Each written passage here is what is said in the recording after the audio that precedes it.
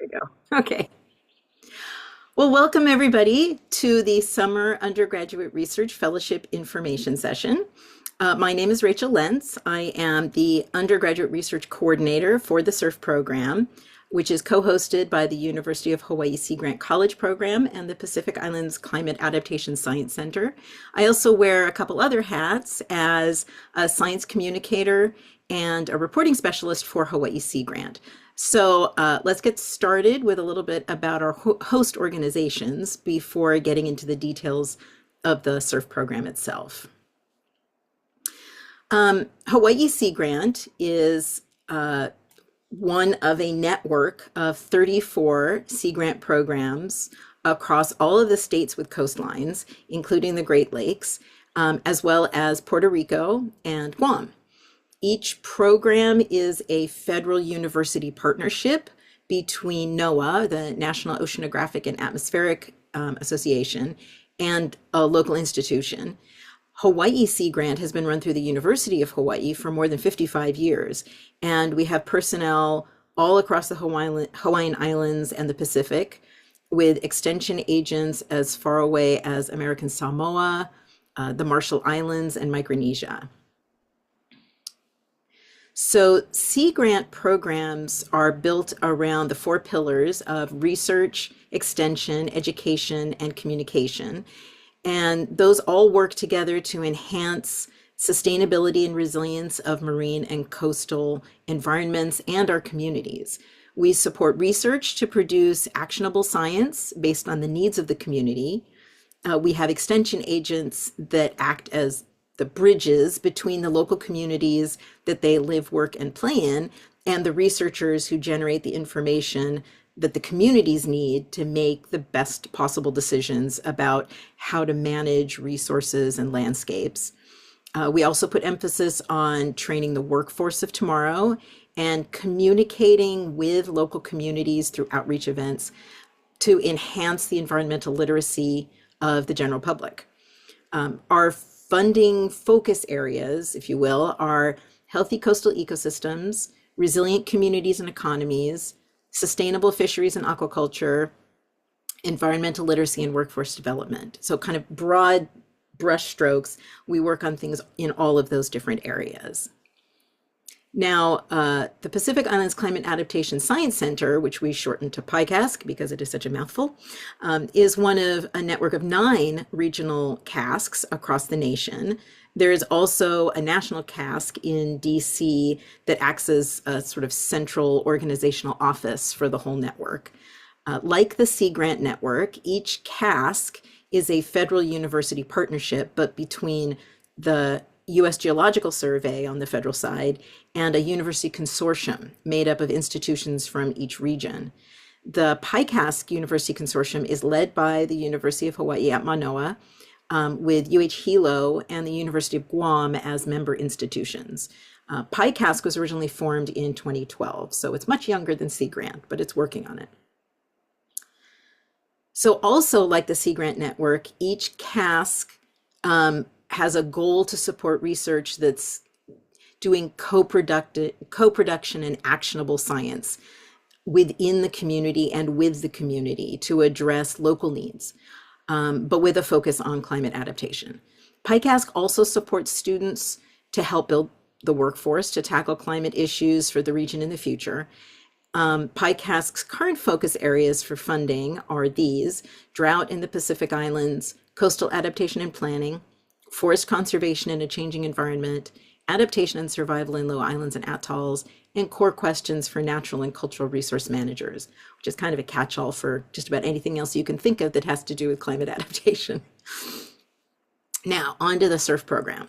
So this is our 7th year, where each year has seen some sort of shifts and improvements, which is great. The program grows. But the idea of the program is to provide promising undergraduates a valuable research experience over the summer, improve their skills in the scientific method, expand their knowledge of coastal, marine, and/or climate science across Hawaii and the Pacific, and to help build this actionable science research capacity for the future of the Pacific region. With the co-hosting by these two organizations with slightly different focuses, we are able to open up a broader span of possible project topics associated with coastal and marine science as well as the climate adaptation science. I should note that participation from the PI-CASC end of things this year is contingent upon receiving federal funding, which is still up in the air. So we'll see how that goes. But Sea Grant is good to go, and also does some climate work. So any projects can slip in under that too. So don't worry about that. With the goal of improving future local capacity in these fields, the SURF program focuses on students with a local connection.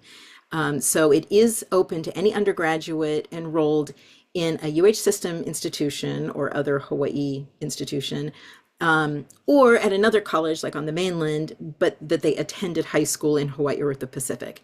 That's sort of our proxy for growing up here. We expect that the students will aim to try and work as full-time as possible between June 8th and August 14th. That you will attend all the events that we hold, which includes the opening orientation, the final symposium, a couple of workshops, and then we have some online kind of hybrid things through the summer as well, check-ins and other experiences. And we ask you to write up a reflection of your summer work and your program experience, and you will be paid this lovely stipend when all is said and done. One of the new things last year was that we actually had a student, not just on the Big Island, we had some, but we also had a student in Guam, which was wonderful. We were able to fly the Hilo students over to Honolulu for one of the workshops and for the final hybrid symposium. So we would like to try that again this year.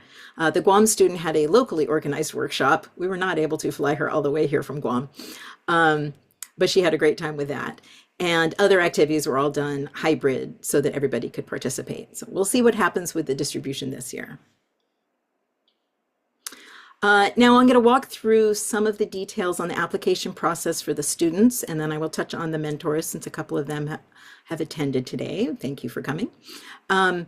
So by the end of the month, students need to submit through our EC Grant platform these items: the name, email, address, phone number, 2 areas of interest from a supplied list of topics, a current resume, an unofficial college transcript. If you are a freshman, please do supply a transcript from high school. It can be unofficial as well. A 500-word essay and a letter of recommendation. And then we will be contacting finalists for a 30-minute Zoom interview. Well, 20 minutes, give or take, Zoom interview. At the end of this, if there are people who are hesitant about the EC Grant platform, because I know a lot of you have actually started the process, but if you're kind of dubious about that and you need a little bit of help, I'm happy to show you how to get in there, make up an account and get going on that. Just let me know. So a little bit of detail about some of these application elements, just to give you an idea of why we're asking for them. So the areas of interest, we're really trying to help us in matching with mentors, because we like to find student and mentor that have common interests. So the mentors have these projects that they want to plug students into, and the student actually is interested in that, not just doing kind of random things. The resume helps give us a sense of your past experience in whether you've had any research experience or working for conservation groups. If you have any technical skills or, like scuba or something like that, that might be applicable to a project. If you've done any community activities, other extracurriculars or work, it's important for us to get a sense of who you are. The transcript gives us a sense of your academic background and the success in that realm. Your letter of recommendation gives us an external perspective on your abilities. And your essay is your chance to tell us about you. So why is this program of interest to you? How does it relate to your path? Is it a good fit for you?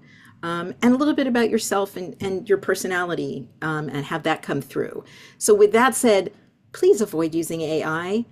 I can tell if it's AI, and I'd much rather hear from you, hear what you have to say in your voice. It doesn't have to be perfect.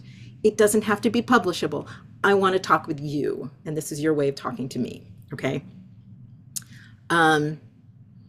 Choose the person that you're going to ask for your letter of recommendation carefully. The better that they know you, the better they can tell us about you. But at the same time, we would like someone who has a sense of any skills that might be applicable to this kind of research program. So if you have any questions about that, let me know. Please proofread your written materials. I'm an editor at heart, and so I notice errors. So I'm not going to ding you, but it's nice to not have them if you can do it. For my benefit, please be clear about what year you are in college. I know if you've enrolled in this, you've already said what year you are, but on the application materials, I just want to get a sense of where you are in your journey and how close to finishing, because people take some very different paths through this higher education thing. And feel free to email me with any remaining questions after today that you may have. I am always open to answering questions from students. For the mentors who are here, our expectations are basically try and come up with a project, even if it's within a broader project, that's appropriate for this 10 weeks for the student to experience. We'd like them to see different elements of the scientific method through the summer if they can. Please incorporate the student into your lab or your working group and interact regularly with them if you can to oversee their project and the products that they are asked to do. I know there are conflicts and professors have all sorts of different responsibilities, but please try and attend the orientation and the final symposium. It means a lot to the students, I think. Your application process is much simpler. Just give me a paragraph description of that project and just make sure that you connect it with our focus areas, whether it's Sea Grant or PI-CASC, and note what element the student is actually going to be working on during that time. And just email it to me. You guys have it much easier than the students do. But same deadline, end of the month, if you can do it. I can take them later for the mentors. Okay, that's it for my set spiel. So let me go ahead and turn off my recording.